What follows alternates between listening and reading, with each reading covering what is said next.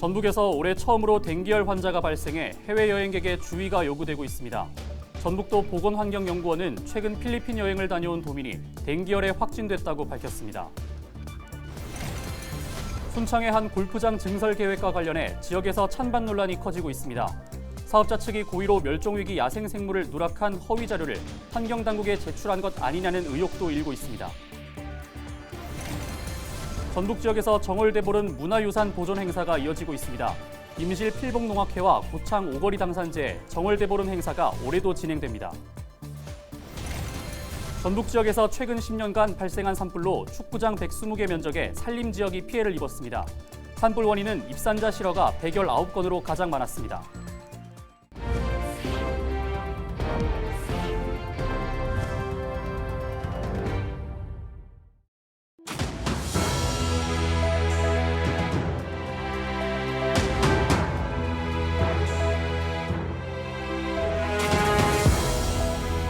시청자 여러분 안녕하십니까? 헬로티비 전북 뉴스입니다. 전북에서 올해 처음으로 댕기열 환자가 발생해 해외여행객의 주의가 요구되고 있습니다. 전북도 보건환경연구원은 최근 필리핀 여행을 다녀온 도민이 댕기열에 확진됐다고 밝혔습니다. 이 환자는 여행 이후 발열 증세를 보여 검사를 받은 것으로 전해졌습니다. 제3급 법정 감염병인 댕기열은 이집트 순모기나 흰줄 순모기 등 댕기 바이러스를 보유한 모기에 물렸을 때 감염됩니다. 전북도 보건환경연구원은 해외여행 후 2주 이내에 발열이나 발진, 두통 등 의심 증상이 나타나면 즉시 의료진에게 해외 방문 이력을 알려야 한다고 당부했습니다. 순창의 한 골프장 증설 계획과 관련해 지역에서 찬반 논란이 커지고 있다는 소식 전해드린 바 있죠. 그런데 사업자 측이 고의로 멸종위기 야생생물을 누락한 허위 자료를 환경당국에 제출한 것 아니냐는 의혹도 일고 있습니다. 정명기 기자가 보도합니다.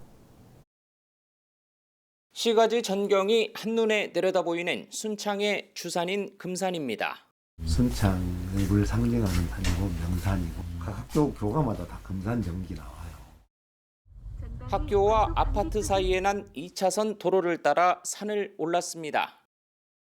자연 경관과 어우러진 고즈넉한 겨울 풍경이 청량감을 선사합니다.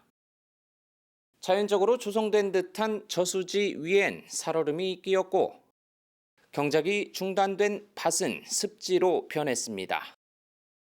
주변엔 야생동물의 것으로 추정되는 발자국이 눈 위에 남아 있습니다. 이 일대에선 야생동물의 서식 흔적을 쉽게 볼 수 있다고 합니다. 야생동물이 많이 발견이 됐고 눈이 이렇게 녹기 전에는 야생동물 발자국이 엄청나게 많았어요. 그런데 이때 순식간에 지나가는 한 작은 물체. 저거 뭐지? 꽁이야? 뭔가 봤더니 근처 골프장에서 날아든 골프공입니다. 이산 경사면을 따라 도로 양옆으로 9홀짜리 골프장이 자리 잡았는데요. 현재 18홀 규모로 늘리는 사업을 추진 중입니다. 기존 면적의 무려 4배 수준인 80여만 제곱미터, 축구장 100개가 넘는 넓이입니다. 위치 선정이 잘못됐다. 9월 할 때는 그냥 군에서 지도세도 그렇게 조용히 해버리니까 나중에 이제 알고서 이건 말도 안 된다. 지난해 열린 골프장 증설 사업에 대한 공청회. 사업자 측은 다음과 같이 말합니다. 지금 법정보호종은 이제 총 5종이 나왔는데 이 5종에 대해서는 추가로 지금 정밀조사를 하고 있는 중입니다. 취재진이 입수한 골프장 증설 전략환경영향평가 관련 자료입니다. 멸종위기종인 하늘다람쥐를 비롯해 삭과 담비, 원앙과 수달도 관찰됐다고 적혀 있습니다. 실제 골프장 증설 예정 부지 가운데는 생태적 가치가 높아 보전과 복원만 허용되는 생태자연도 1등급 지역이 축구장 1개 넓이 정도 섞여 있었습니다. 레저가 삭, 담비, 수달, 하늘다람쥐, 원앙 등 멸종위기종과 천연기념물 5종이 살고 있다는 것을 조사하고도 법적 보호종이 관찰됐다던 사업자 측에서 환경부 산하 국립생태원에 낸 생태자연도 2 신청서. 그런데 전략환경영향평가 초안과 달리 멸종위기종이 발견되지 않았다고 제출했습니다. 환경부는 이를 검토해 지난해 5월 생태자연도 1등급 지역을 2등급으로 하향 조정해 고시했습니다. 한 업체가 같은 시기에 조사한 내용에서 이렇게 다른 결과가 나올 수 있겠는가라는 저희는 합리적인 의심을 갖고 있고요. 사실상의 사문서 위조이고요. 이로 인해서 어떤 행정 절차에 대한 업무 방해로 의심할 수밖에 없지 않나. 당시 국립생태원은 식생조사는 벌였지만 멸종위기 야생동물에 대한 현장조사는 하지 않은 것으로 확인됐습니다. 기존에 가지고 있는 자료를 확인할 땐 더 큰 범위를 보게 됩니다. 근데 한 반경 750m 이내에서 이제 그 멸종위기 야생생물이 이제 출현했다는 그런 정황이 없었기 때문에 사업자 측은 법정 보호종에 대한 영향 저감 방안을 세웠고 또 추가 발견될 경우 보호 대책을 시행하겠다고 밝힌 상황. 지역경제 활성화와 균형 발전 차원에서 골프장 증설을 찬성하는 측 입장도 들어봤습니다. 물론 천연기념물 보호해야 될 국민들의 의무가 있지만 사람이 먼저 살아야 될 거 아니에요.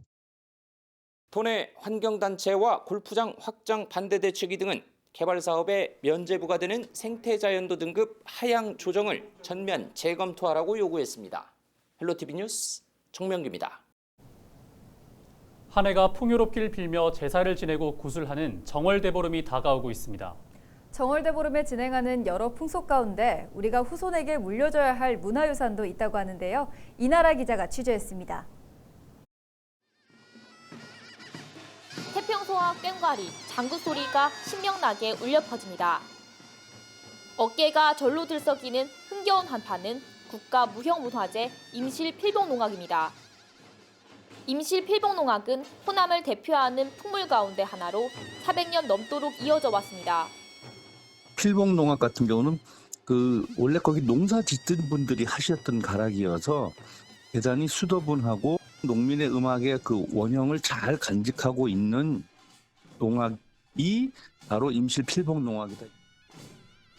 임실필봉농악 보존회는 매년 정월 대보름날 구출해 필봉농악 전통을 계승하고 있습니다. 제가 치는 가락에 모든 사람들이 막 들썩거리는 막 어깨짓이 있고 막 뭔가 막 느껴지는 한 호흡이 있단 말이죠. 그것은 대단히 절정이죠. 그거 말로 표현이 잘 안 됩니다. 오는 4일 정월 대보름 전날에 삶의 희노애락을 볼 수 있는 필봉 정월 대보름 굿이 열립니다.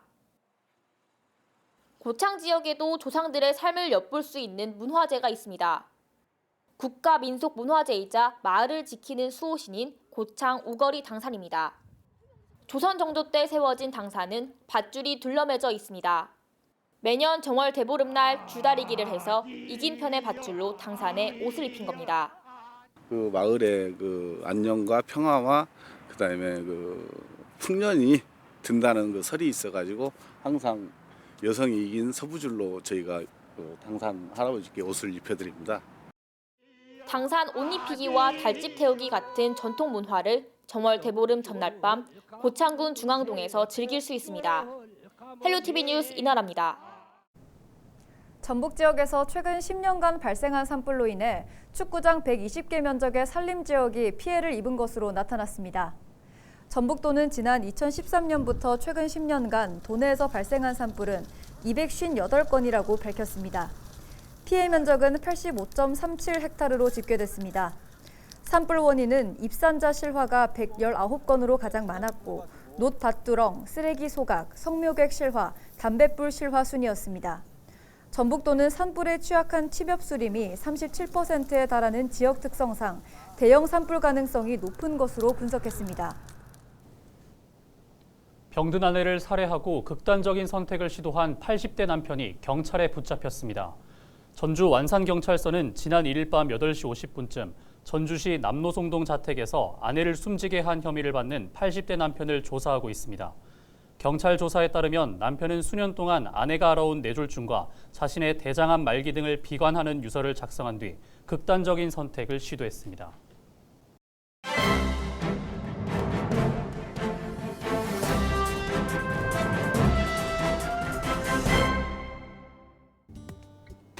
신문브리핑 전북일보 기사입니다. 새만금 남북도로 건설공사의 마지막 연결 구간인 새만금 동진대교가 연결됐다는 내용인데요. 새만금 개발청에 따르면 동진대교 교량 상판에 중앙 접속부를 연결하는 콘크리트 타설 공사가 성공적으로 마무리됐다고 합니다. 단절됐던 남북도로의 마지막 구간이 연결됨에 따라 동서도로와 함께 새만금의 교통중심축인 십자형도로가 제 모습을 갖추게 된 겁니다. 새만금 동진대교는 총 연장이 1258m에 달하며 두 개의 주탑에서 케이블로 고량의 상판을 지지하는 사장교 형식으로 건설 중인데요. 새만금 동진대교 중앙부는 교량 상판을 연결하는 마지막 구간으로 교량 상판 공사를 시작한 지 757일 만에 완료됐다고 합니다. 새만금 동진대교는 광활한 새만금호와 드넓은 대지 등 주변 경관과 어우러져 새만금의 상징을 역할할 것으로 기대한다고 신문은 전했습니다. 지금까지 신문 브리핑이었습니다.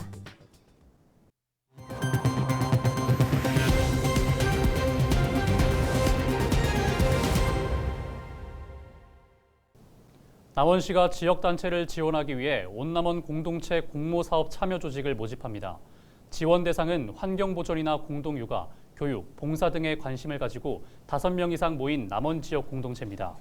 일전에 온남원 공동체 공모사업에 2번 이상 참여한 조직은 최대 1,000만 원까지 지원받을 수 있습니다. 시민들이 스스로 계획을 수립하고 실행하는 과정을 통해서 우리 지역 공동체가 활성화될 수 있도록 여러분 많이 동참해 주시기 바랍니다. 사업 참여를 희망하는 조직은 이달 보름까지 남원시 공동체 지원센터에 접수하면 됩니다. 이상으로 뉴스를 마칩니다. 함께해 주신 여러분 고맙습니다.